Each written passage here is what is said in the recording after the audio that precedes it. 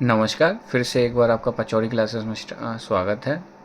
जैसा कि हम पढ़ रहे हैं रियल नंबर, क्लास 10th का रियल नंबर के बारे में इंट्रोडक्शन वीडियो ये इंट्रोडक्शन वीडियो के बारे में समझते हैं। तो देखिए होता है, तो रियल नंबर क्या होते हैं कि रियल नंबर कॉम्बिनेशन होता है rational number and the irrational number. This is the combination of the rational number and irrational number.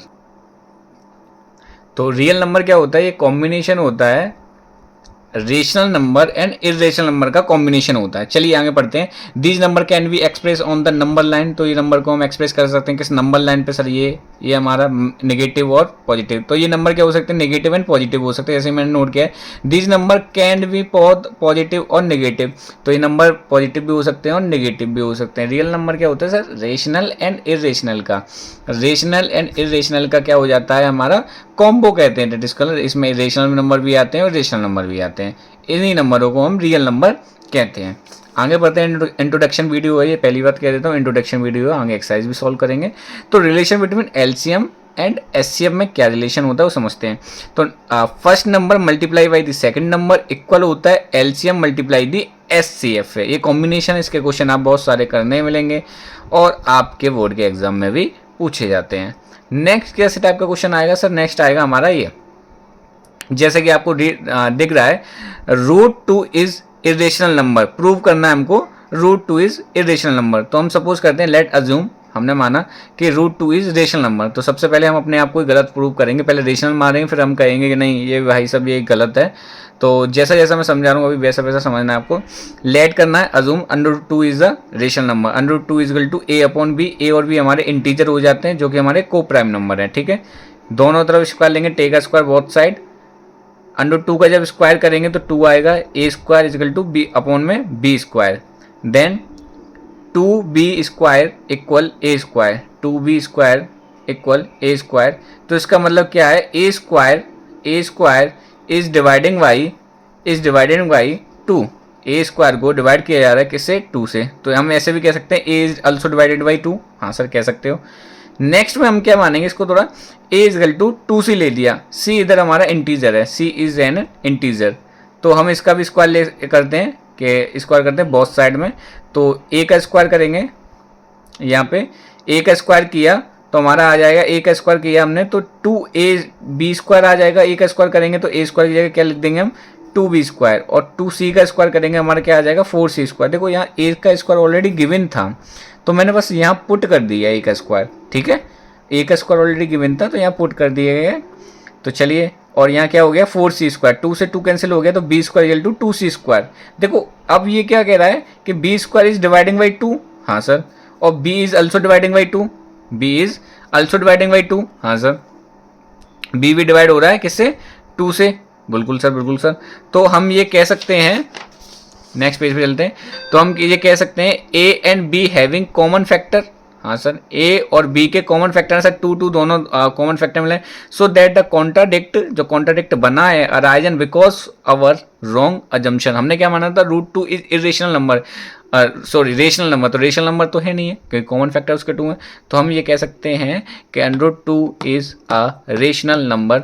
तो ये आपका आंसर हो जाए। इस टाइप के आप बहुत सारे क्वेश्चन देखने वाले हो। Thank you. चलिए एक्सरसाइज पे चलते हैं 1.1। ठीक है, पहला क्वेश्चन है हमारा जो कि एनसीईआरटी की न्यू बुक है, उसके अकॉर्डिंग हम चल रहे हैं। Find the prime number. तो पहला दिया गया है क्वेश्चन आपका 140 140। 140 का हमने जब फैक्टर किए तो फैक्टर करेंगे, इसके फैक्टर जो आए 2 इंटू 2 इंटू 5 इंटू 7 इंटू 1। अगर इसके करने हैं तो आपको कैसे करेंगे सर? जैसे कि आप ऑलरेडी 5 6 7 8 9 में सीखते हैं बेटा, तो वैसे ही करने हैं। 70 हो गया, 70 को आधा किया 35 हो गया, 35 को आधा किया 5 से डिवाइड कर दिया 7 टाइम गया, 7 को किया तो ये हो गया 1 आ गया, 1 से 1 हो गया तो 2 2 2 2 5 5 7 7 और 1। ये इसके क्या हो गए? हमारे फैक्टर हो गए, प्राइम फैक्टर बोलते हैं। तो 2 का स्क्वायर हमने ऐसे नोट कर सकते हैं आंसर, और ये हमारा इसका आंसर हो जाएगा। इसी प्रकार 156 का हम करेंगे तो 2 2 3 और मल्टीप्लाई में 13। तो ये इसके फैक्टर आ जाएंगे। इस प्रकार से आप इसके फैक्टर निकाल सकते हो। नेक्स्ट क्वेश्चन क्या कह रहा है? 3825। जब इसके फैक्टर करोगे तो 5 से डिवाइड करोगे, फिर 5 से, फिर 3 से, फिर 3 से, फिर 10 17 से। तो इसके फैक्टर हो जाएंगे 5 का स्क्वायर, 3 का स्क्वायर एंड मल्टीप्लाई में 17। नेक्स्ट क्वेश्चन है 5005। तो 5005 का करोगे तो 5 मल्टीप्लाई 7 मल्टीप्लाई 11 और 13, पहले से 5 से मल्टीप्लाई करना, फिर 7 से, फिर 11 से, फिर 13 से, तो इसके भी क्वेश्चन, इसके फैक्टर आ जाएंगे। जब आप इस प्रकार से करोगे तो इसके भी आंसर आ जाएंगे। नेक्स्ट चलते हैं 7429। अब इसके फैक्टर करेंगे तो ये बहुत रेयर क्वेश्चन है, इसको चाहो तो लर्न कर लेना। पहले ही आएगा 17 से, देन जाएगा 19 से और फिर जाएगा 23 से। तो ये आपको क्लियर होने चाहिए सारे क्वेश्चन इसी प्रकार के फैक्टर निकाल लेंगे। और आई होप आपको समझ में आए हों, क्योंकि बहुत ही आसान क्वेश्चन है, सरल क्वेश्चन है, आराम से आप बड़ी इजी तरीके से कर लोगे इसको। इस तरह से आपको फैक्टर निकालना है या नोट करना है, इसी प्रकार से आपको बोर्ड में इस क्वेश्चन को सॉल्व करना है। चलिए आगे बढ़ते हैं। Find the LCM HCF of the following pair of the integer, है ना। Verify LCM multiply HCF equal to first and second, जैसे कि आपने इंट्रोडक्शन वीडियो में देखा ही था। अब हमको वेरीफाई करना है कि एलसीएम और एचसीएफ का प्रोडक्ट बराबर होता है फर्स्ट एंड सेकंड के प्रोडक्ट के, first number and second number के प्रोडक्ट के बराबर होता है। ठीक है सर, वेरीफाई करते हैं। फर्स्ट क्वेश्चन दिया है 26 और 91। अब ये क्या दिया गया सर, ये दिए गए नंबर्स। इन नंबर्स का पहले तो हम क्या निकालेंगे, एलसीएम। देखो दोनों नंबर का एलसीएम निकालने के हमारा जो एलसीएम आया वो 182 आया। क्या आया, 182 आया। एलसीएम लेना तो आप लोगों को आता ही होगा सर, कि सर कैसे निकलते हैं, चलो निकाल लेते हैं। एलसीएम लेने के लिए पहले 26 का करेंगे, 2 से दिया तो 13 हो गया, फिर हमने 13 से दिया तो ये हो गया। इसके बाद हम 91 का निकालेंगे एलसीएम, तो कितना आएगा। अब ये 7 से दूंगा मैं तो 13 टाइम जाएगा, 7 1 जा 7, 7 3 जा 21, और 13 से दूंगा मैं तो 1 टाइम जाएगा। अब अगर मैं 26 के यहाँ फैक्टर करता हूँ तो मेरे 26 से फैक्टर 2 इंटू 13 आए, और 91 के जो फैक्टर आए हैं वो 13 इंटू 7 आए।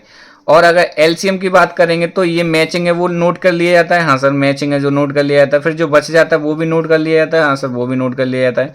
तो एलसीएम कितना आएगा सर, 13 7 जा होता है सर 91। हाँ सर 91, 90 का 2 से मल्टीप्लाई करूंगा तो कितना हो जाएगा 182। 182 ऑलरेडी मैंने यहाँ पे नोट किया हुआ है, तो 182 आएगा। यस सर आएगा। अगर हम इसका एचसीएफ निकालेंगे, देखो एचसीएफ में क्या होता है, कॉमन कॉमन लिए जाते सिर्फ, तो 13 कॉमन था और 13 कॉमन था, तो एचसीएफ क्या हो जाएगा, सिर्फ 13 हो जाएगा। तो मैंने ऑलरेडी राइट किया हुआ है। तो एलसीएम और एचसीएफ तो मुझे आपको सिखाने की आई थिंक जरूरत है नहीं है, तो आप ऑलरेडी इसको कर लोगे। तो मैंने इसको डायरेक्ट लिखा हुआ है यहाँ पे, एलसीएम 182 आया, एचसीएफ इसका 13 आया। दोनों नंबर को वेरीफाई करने के लिए हम LCM multiply HCF equal to first number into second number. LCM हमारा 182 है और ये 13 है, मल्टीप्लाई में लगा दिए। ठीक है सर, इक्वल लगा दिए, 26 से मल्टीप्लाई 91 को करेंगे। जब दोनों को हमने मल्टीप्लाई किया तो 2366 हमारा आंसर आया। 2366, इसका भी 2366 आंसर आ गया। आई होप आपको समझ में आएगा। तो हमने यहाँ पर प्रूव कर दिया LHS इक्वल टू RHS, तो आप भी इसको ऐसे ही नोट कर सकते हैं। क्वेश्चन नंबर सेकंड पे चलते हैं। फर्स्ट नंबर दिया है 510 एंड 92, तो 92 और 510 दिया गया है, 510 एंड 92। तो एलसीएम इसका आया 592 का एलसीएम जो आया 23,460, और एचसीएफ आया इसका 2। कितना आया बेटा, एचसीएफ 2 आया। जब आप इसको इस प्रकार से करोगे तो ये क्वेश्चन भी आपका इतना ही आएगा। एलसीएम ऐसे आप हम वैसे 5th 6th 7th 8th 9th और 10th में भी सीखते हैं, तो हम ऑलरेडी सीखते हुए आते हैं। तो हम वही फॉर्मूला लगाएंगे अपना, LCM into HCF equal to first number and second number. तो यहाँ पे हमारा एलसीएम एचसीएफ का मल्टीप्लाई कर दिया, इसका मल्टीप्लाई कर दिया, ये दोनों एक दूसरे के इक्वल आ गए। आई होप आपको यहाँ तक ये क्वेश्चन पूरे कंप्लीट हुए होंगे और आपको समझ में आया होगा। चलिए क्वेश्चन नंबर 3 पे आते हैं। 336 दिया गया, कॉमा 54 दिया गया। जब इसका हम एलसीएम निकालेंगे 324 आ जाएगा, 3024 आ जाएगा, और इसका एचसीएफ जो आएगा 6 आएगा। फॉर्मूला लगा देंगे एचसीएफ इंटू एलसीएम। तो एचसीएफ जो दिया गया, एलसीएम इंटू एचसीएफ, एलसीएम जो दिया गया है 3024 आ गया, मल्टीप्लाई में 6 हो गया, equal to first number and second number का मल्टीप्लाई का जो आएगा, इन दोनों का प्रोडक्ट जो होगा एक दूसरे के बराबर होगा। जैसे हम कह सकते हैं LCM into LCM equal to RHS. Next question, RHS equal to LHS. Next question पे चलते हैं।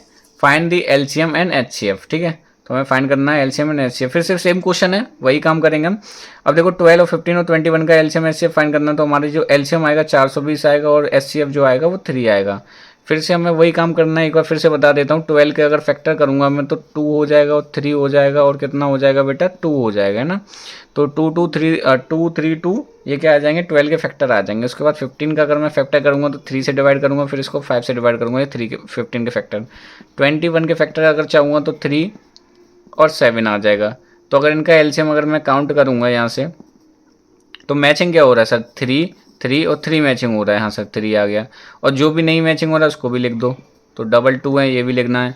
फिर हमारा 5 है, ये भी लिखना है, और 7 है। तो 3 2 6, 6 2 12, 12 पंजे 60, 12 पंजे 60, और 60 का अगर हम 7 से करेंगे 7 6 42, और एक जीरो लग गया 420, मतलब कि 420 इज द करेक्ट आंसर। तो आप इसको सॉल्व कर सकते हो। एचसीएफ अगर निकालें तो कॉमन क्या था सर, 3 था, तो हाईएस्ट कॉमन 3 हो गया, तो एचसीएफ आ गया यहाँ से। इसी प्रकार से सारे क्वेश्चन आपके 17 29 30 इसका तो आपस में मल्टीप्लाई होगा और इसका एलसीएफ आएगा 1। बहुत सरल क्वेश्चन है। 8 9 25 को चलते हैं, तो इसका एलसीएम क्या आएगा, 1800 आएगा। इसका जो आंसर आएगा वो एचसीएफ भी इसका 1 ही होगा। तो दोनों में कोई कॉमन दिख नहीं रहा है तो 1 हो जाता है, जिसमें कोई कॉमन नहीं दिखता तो उसमें 1 हो जाता है। वैसे भी आप अगर ऐसे करोगे तो इस क्वेश्चन को सॉल्व कर लोगे। अगर अदरवाइज आपको चाहिए कि सर हमको एचसीएफ एलसीएम भी सिखाइए तो मुझे कमेंट कर देना, तो मैं इसको फुल वीडियो बना के इसकी भी दे दूंगा आपको। चलिए आगे चलते हैं। ठीक है, क्वेश्चन दिया गया है गिवन दैट एचसीएफ इतना। अब देखो एचसीएफ दिया गया है, नंबर है हमारे 306 एंड 656, ये नंबर है, फर्स्ट नंबर सेकंड नंबर। अब इनका जो एचसीएफ दिया गया है वो 9 है। अब फाइंड करना है एलसीएम किसका, इन दोनों नंबर के एलसीएम फाइंड करना है। तो एचसीएफ गिवन है, नंबर गिवन है, तो हमको वही एचसीएफ गिवन, क्या गिवन देखते हैं। एचसीएफ गिवन, हाँ सर। नंबर गिवन फर्स्ट, हाँ सर। सेकंड नंबर गिवन, हाँ सर। क्या निकालना है, एलसीएम। एचसीएफ गिवन है, एलसीएम निकालना है। एलसीएम इंटू एचसीएफ हो जाएगा। एचसीएफ कितना दिया गया था, 9 दिया गया था। एलसीएम यहाँ पे लिख दिया equal to 306 first number second number. यहाँ से हमने इसको 9 से कट किया, 34 टाइम गया, 34 का मल्टीप्लाई हो गया, एलसीएम आ गया हमारा 22,338, 22,338। Very good. तो ये हमारा क्वेश्चन यहाँ पे सोल्व हो गया। आई होप आपको समझ में आया हो यहाँ तक। चलिए आगे चल। चलिए, जैसे कि क्वेश्चन दिया गया है, चेक वेदर 6 की power n can and with the digit of 0 what any natural number n। तो n का एक नेचुरल नंबर है, चलो देखते हैं इसका। तो 6 सॉल्यूशन में क्या लिखेंगे, 6 power n can we end with the 0। हाँ, एंड विद द 0 हो सकता है if 2 and 5 are the prime factor. इनके प्राइम फैक्टर अगर 2 and 5 हैं तो 6 की पावर n जो है वो 0 के साथ एंड हो सकता है। पर 6 के जो फैक्टर आए हैं वो 2 और 3 हैं।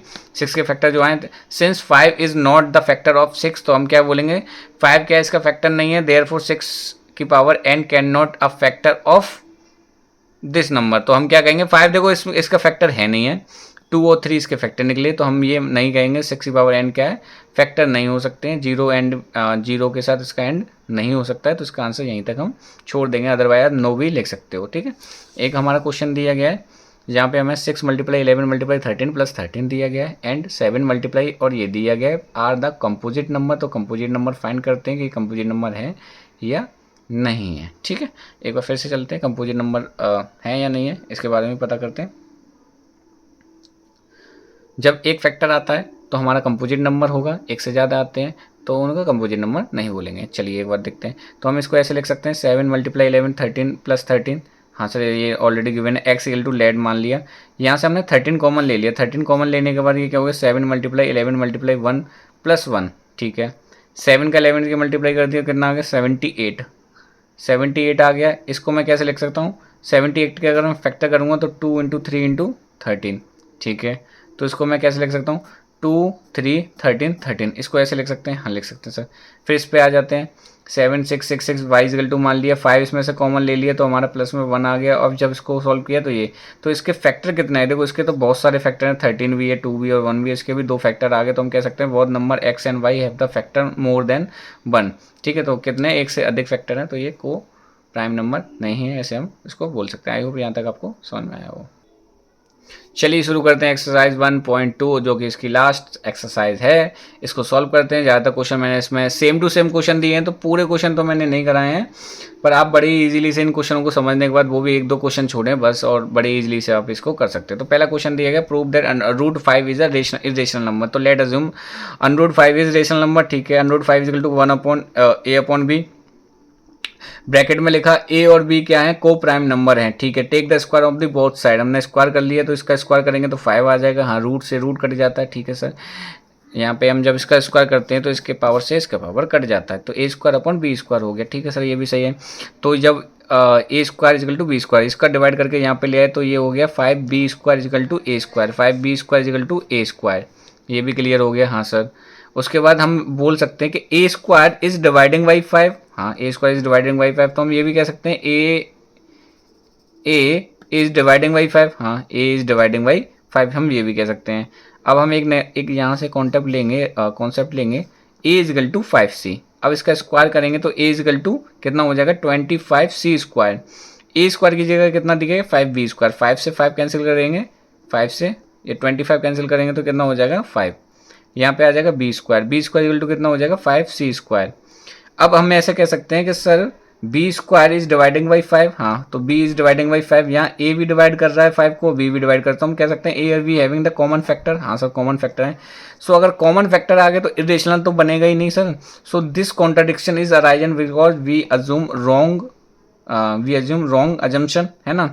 तो now root 5 is irrational number, तो हम इसको एक बार फिर से। So this contradiction arise because we assume wrong assumption and now root 5 is irrational number। तो ये यहाँ पे प्रूव हो गया। चलिए क्वेश्चन नंबर 2 की तरफ आगे बढ़ते हैं। प्रूव 3 + 2 रूट में 5 लेट अज्यूम। प्रूव करना है 3 + 2 रूट 5 में, तो हमने अज्यूम कर लिया let 3 + 2 root 5 is a rational number. तो 3 + 2 root 5 equal to a upon B, same to same वैसे ही करेंगे जैसे हमने यहाँ प्रीवियस क्वेश्चन में किया हुआ है। तो a, b are the coprime number.